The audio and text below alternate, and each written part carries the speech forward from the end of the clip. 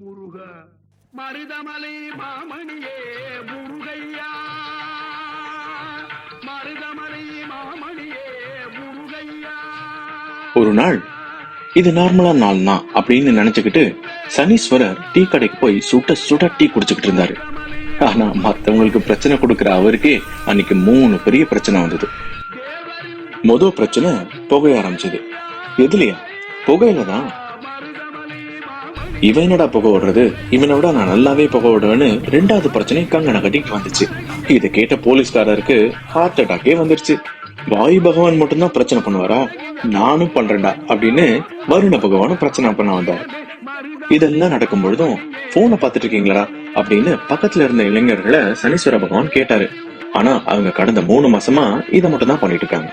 இதெல்லாம் மாத்தணும்னு நினைச்ச சனீஸ்வரர் முக்கியமான ஒருத்தருக்கு போனை போட்டாரு. ஈஸ்வரா, கூறு சனீஸ்வரரே, இங்க எதுவுமே சரியா போகல, உங்களோட உதவி தேவை ஈஸ்வரா. எல்லாத்தையும் நான் பார்த்து கொண்டுதான் இருக்கிறேன். நான் ஒரு ஆளை அனுப்புகிறேன்.